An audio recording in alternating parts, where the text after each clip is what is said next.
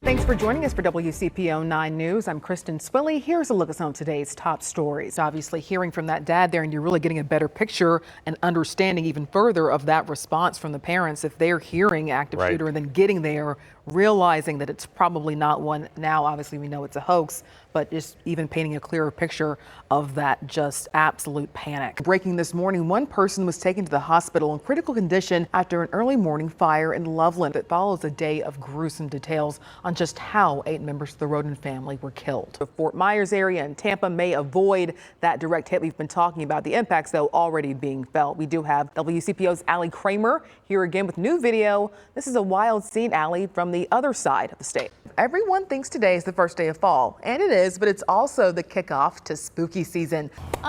I love this. She's right. I'm doing okay. You're doing better than I was just going to say, you're practically an expert at this now. Tri-State is preparing for the Blink Festival. We're starting to see murals go up around the city as well as in Covington for next week's fest. Yeah, I love this. Blink's my favorite. There will be over 100 installations, over 30 blocks. It wasn't too many years ago that 9 First Warning meteorologist Brendan Spinner and I were loading up those backpacks, sharpening those pencils, and doing the exact same. Check this out, guys. You were always a cute kid, though. We really had to sift through my kid pictures to find some ones that could. They were adorable. Definitely starting to feel like fall, folks. Good morning, Tri-State. It's Wednesday, October 5th. I'm Kristen Swilley. I'm Adrian Whitsett. Yeah, if you haven't stepped outside, maybe it's nice and comfortable inside your house. Not so much. Just turn back around. Yeah, not so much for Jen, who we put out on the balcony. We've got politicians in there. We've got entrepreneurs in there. We've got a lot of firsts in there. And now those history makers are one step closer to having their final resting place transformed. This was something that we know for a fact will help us keep the dignity in that cemetery. Union Baptist now has $400,000 in the next 3 years to begin breathing new life into this historic cemetery. They'll use that money to renovate the building, fix the fence, and return toppled headstones to their former glory. I think everybody on our team screamed. I think maybe 2 or 3 days later, we called each other and said, I'm still screaming. We first brought you Union Baptist's story in August of 2019, shortly after the cemetery was vandalized. At the time, Union Baptist had a GoFundMe with less than $200.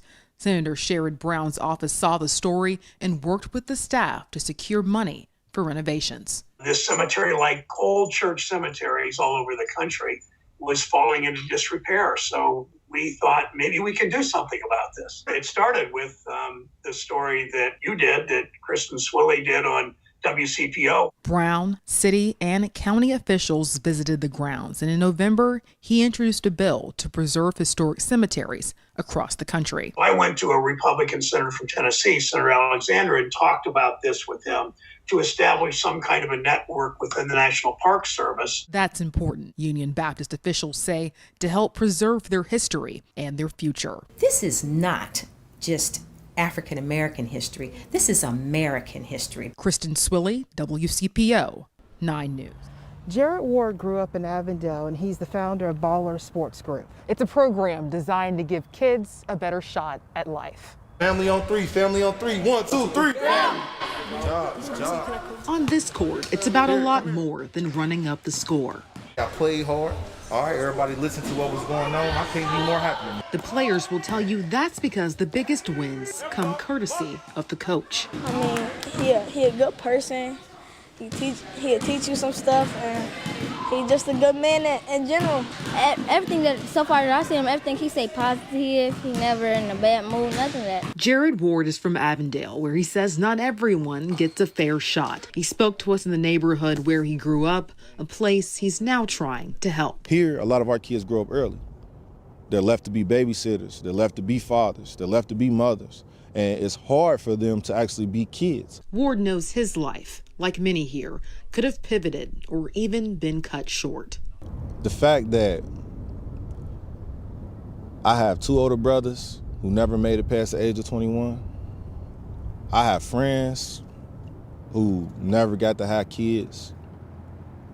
I know girls who die young. He says he's here today because of mentors he met at a local Boys and Girls Club. So me knowing that And knowing that it's a shortage, I spread myself thin and I make sure that I'm able to touch every single kid that comes around. That's where the game comes in.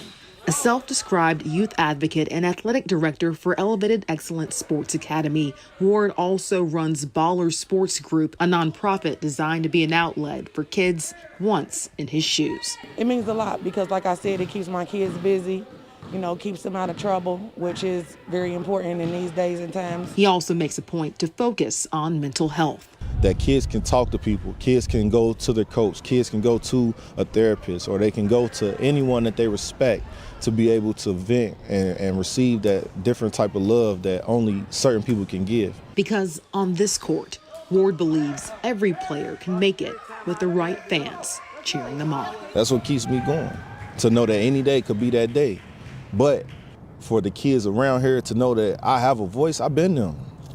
I've been down in the dumps. I didn't have anywhere to go. I've been that person who got in trouble in the police car on the way to the district. I've been that person. But I also know that it's a better way. With Andrea Carter, Kristen Swilley, WCPO 9 News. Anything about chinchillas, I thought it was going to be an easy pet. Turns out they weren't easy. A limited diet, pricey vet bills, but very, very cute. So Shelby Alfredson's impulse pet wasn't alone for long. They are really cool. So one thing led to another. Then I got Chip, and then I got 2 more. So now I have 4, and they have their own bedroom. Now there's Henry, Chip, Knox, and Linus. And with a little nudge from friends at the onset of the pandemic, this Delhi Township kitchen became the site of something for the world to enjoy.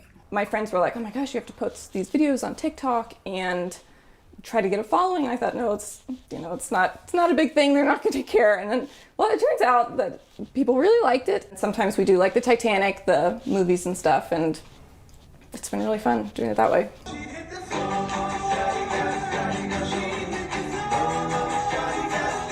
With more than 3.7 million followers on TikTok, the account also attracted the attention of the Pittsburgh Steelers. They asked if one of the chinchillas could hold a football. Could he be their next quarterback? I had no idea that they were going to comment because it was not really a sports-related video, but it blew up so quickly that it started reaching these big accounts. Little Linus could hold a football, but to the Steelers' dismay, he could also hold this, the Chin Pals chair for the Bengals. The first hint any of us had that these superstars were in our own backyard. I was totally shocked and I thought, oh my gosh, I have to go and make a Bengals video because we are such fans and the Chins also have to be fans. They live with us. Now these members of the animal kingdom have a humble plea for the king of the jungle. Joe Burrow, are you listening? If the quarterback comments, one of the chinchillas will don a tiny orange and black jersey. That would be totally, totally crazy and insane. We would lose it. If that happened, it would be really special. But as someone who gets tagged in a lot of things, we are totally understanding that it's impossible to see everything. It's impossible to get back to everybody. But if it did happen, that would be really cool. We would make an awesome video about it. A family now without a home after bringing home a newborn baby. The fire that destroyed their belongings and what neighbors are doing to help.